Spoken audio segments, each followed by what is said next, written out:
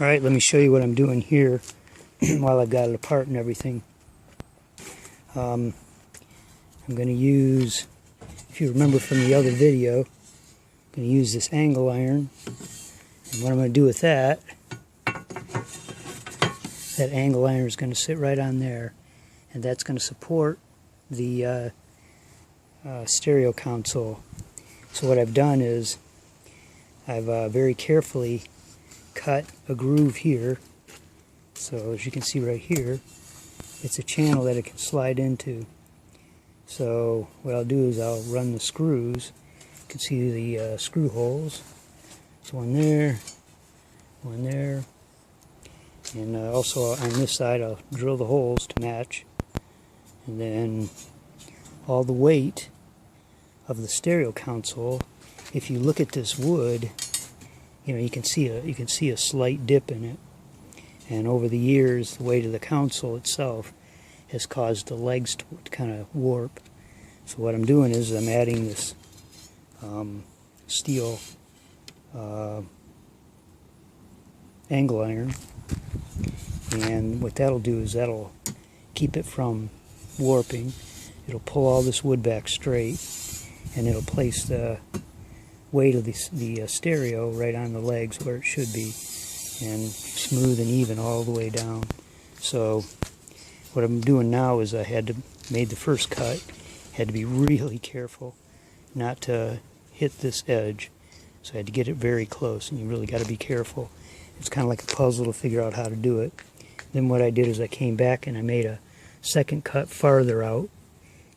I made the first cut close, and then the second cut farther out.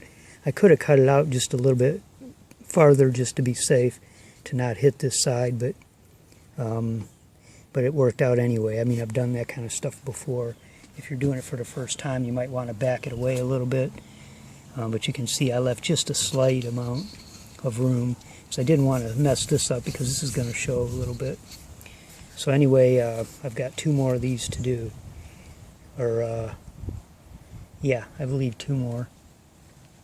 And then I'll be ready to match the holes up and drill the holes for this angle iron. You can see I wrote, these are just telling me what corner is what, so when I drill these out, I'm not trying to figure out what goes where, because the quality on, you know, pretty much anything, but, you know, these stereo consoles, when they started getting into the mid to late 60s, the quality on them kind of went down a little bit and into the 70s. So, you know, things were just kind of they started just slapping stuff together. And so, you know, it's the same thing with all these legs.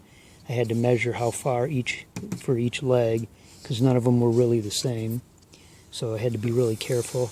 This was uneven, and since the stereo, you know, the console's bottom is going to be sitting on, you know, this kind of stuff and this angle iron.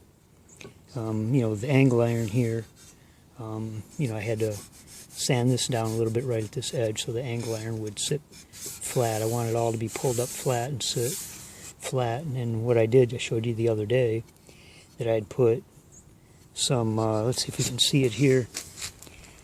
Yeah, you can just see the little shims that I had glued. I had cut some pieces of oak, glued it on there, because some of these were up high, and some were down low. So the ones that were down low, I glued the shims to, and then I came back with the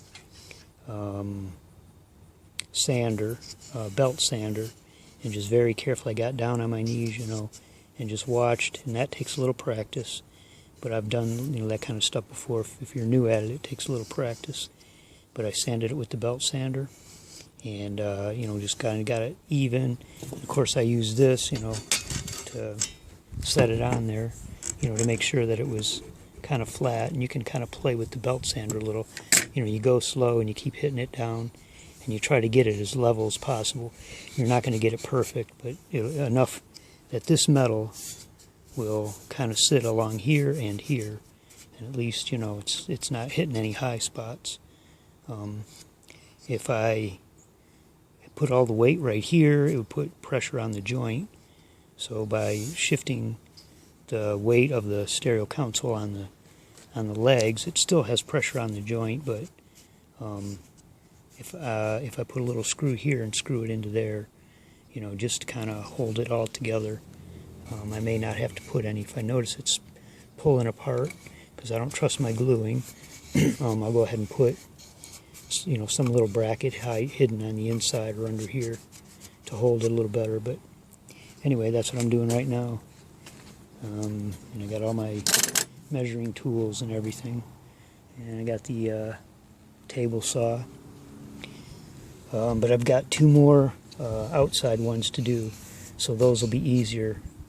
Or here we go. Yeah, 2 more outside ones. You can see the first cut's thin, and then of course when I did the first cut on one side, I pushed it through the least amount I had to, because I didn't want the blade, you know, coming out.